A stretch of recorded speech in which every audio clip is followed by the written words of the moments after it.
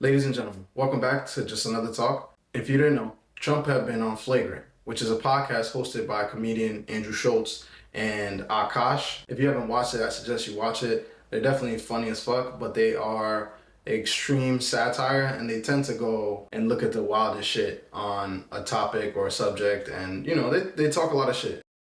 Who do you think tried to take you out? So I'm going to give you some big breaking news, right? Barrett is 18, he's handsome, he's tall, he's rich. He's got the whole ball. He's unleashed in New York City. Are you sure you want to reverse Roe v. Wade now? Basically a truthful person, but frankly, no, but frankly, what's the basic? The ability for Trump's banter. He was funny. He was humanized. For the first time in a while, you got to see a side of him that you probably wouldn't see of any politician. I've never really been a Trump fan. I haven't also always disagreed with him. And I've taken an interest in Trump as of late specifically, mainly because of how much things switched. I remember back in the 90s, he was the toast of the town. He was the guy that everybody wanted to be. When you spoke about the American dream and making shit happen, he was the guy they talked about. He's in a bunch of rap songs and artists were talking about him. So again, I was genuinely surprised to see this switch when he started running for president. I understand the thought process for some people, and I understand that, and the way he approaches things might be brash or harsh compared to how some people would like the president to be. At the end of the day, he gets shit done. I give him respect for running for president because he really didn't have to. And if you really look at who he was before he ran for president and who he is now, he's taken a lot of shit. So much shit that he even got shot at twice, And they did speak about there might have been a third attempt in California, which was in the news just like a week ago. Regardless, I digress. And so for him to have been that loved and now things flipped, it really made me look into Trump and look into the things that he's done, not only for the country, but even beforehand. I read a couple of his books as well. And so I know people are probably going to go crazy, like, oh my God, you're a Trump fan, you read his books, I was like, no, I'm just looking up information on somebody that a lot of people have a negative opinion on. And so watching the podcast that he was on, Flagrant, it was really an eye-opener. The fact that he can make comedians laugh, and there was back and forth. I was also, Did you hear them say he's down, or were you just so when I got hit, I assume that, it's funny. Is it? When I was down there, it is sort of strange, I guess. Now it's a little bit, we can smile a little bit, but not. Some of these questions are much better. Well, thank you. I appreciate that. I'm honored. Much better. You still haven't answered, though. That was the best dodge of the question. That was almost, that's your second best dodge in your life. You almost charmed us out of it. Trying to get out of it. All right, fair enough.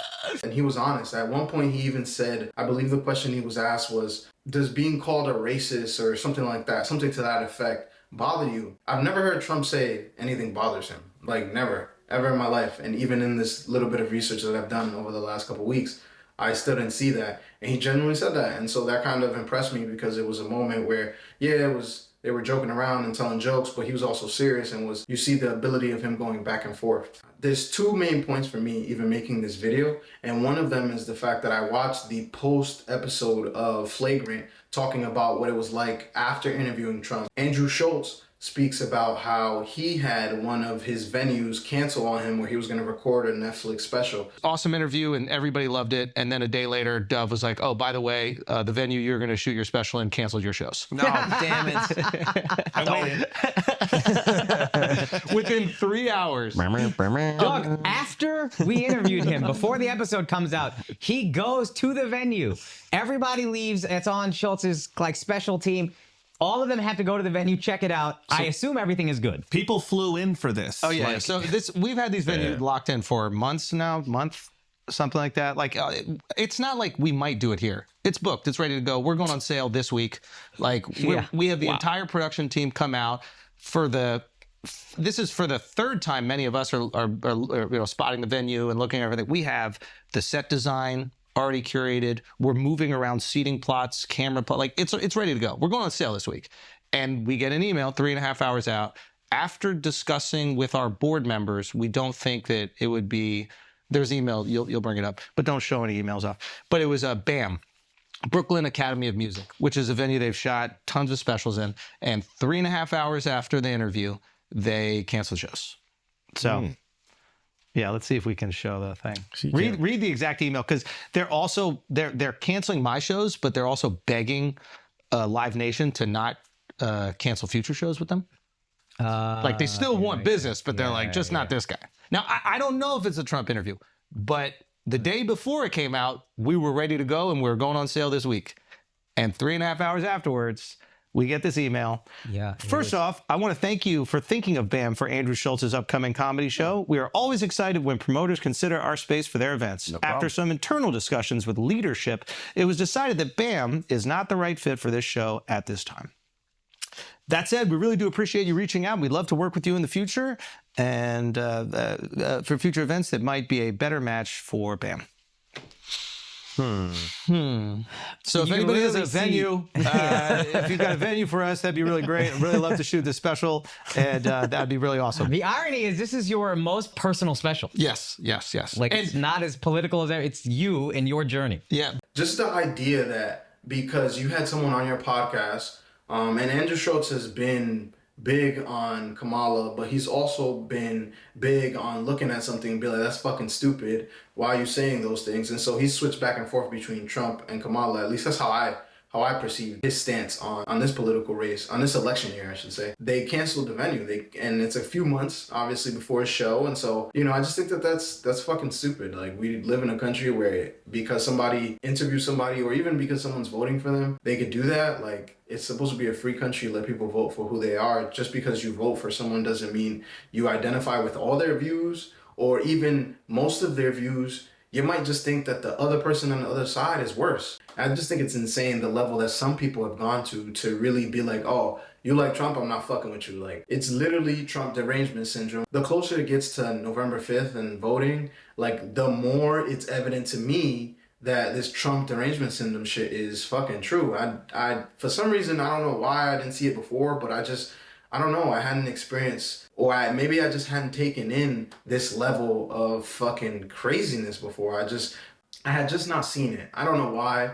I'm still trying to figure that out, but honestly, I'm genuinely impressed by how bad people misinterpret him, as well as put things on him that he either never said, or they twist it, or they believe a narrative that just with a little bit of Googling and some fucking research, you'll find the complete opposite. So that's interesting. And the second point for this video also was the fact in making this video, it got me thinking like, damn, what should I say about Trump? I should be careful. And then I kind of snapped out of it and I was like, fuck that. I'm going to say what I want to say. It's a free country. I shouldn't be worried about voicing my opinion and receiving some kind of backlash just because I decided to speak about somebody that a lot of people don't like. Like, that doesn't make sense to me. I can't quantify it. And it's not the America I want to fucking live in. It's not the America I want my kids to grow up in. I don't know about y'all, but I think that we're getting to a point where we're not even debating ideas because people are so polarized because a name or a situation or something specific is mentioned. Oh no, I can't talk about that. I don't want to talk about that. Everybody has anxiety. Everybody has this and that. It's like, yo, like, we're living in the best time to be alive, technically. By any metric of human existence, this is the most prosperous and the best time to be alive. So I don't know. Maybe that's just me, and maybe I'm just a glass half full kind of guy, but that's just how I feel about it. I also want to talk about the moment in the podcast that I thought was the funniest. Can I ask you a question? Getting the word out, right? About Elon specifically. Is he your favorite African-American? He's a piece of work, I'll tell you. He's a great guy. Like, I thought that shit was fucking funny. Like, is Elon Musk your favorite African American? Like, that's the level of fucking comedy that I want in my life. It just brings me joy down deep in my soul. I don't know why, but it does. I love a good joke that really makes you think, but it hits you right away. That shit hit me like a ton of bricks, and I thought it was the funniest shit I had heard in a very long time. And even Trump was a good sport talking shit. The last point I'll make as well is that I think I can't see myself talking or having a beer with Kamala, but I can see myself having a beer with Trump, which I think is what's also made him so masterful. You notice that for this election, there's not a lot of noise of who people are picking or, yeah, I'm voting for Kamala, yeah, I'm voting for Trump. I feel like it's really two extremes that really are saying, I'm voting for Kamala, I'm voting for Trump, and they don't care. But there's this large majority in the middle that's just staying quiet. And I don't think they're quiet. I think they know who they're going to vote for. I just think that they don't want to speak upon it because of some of the things I detailed.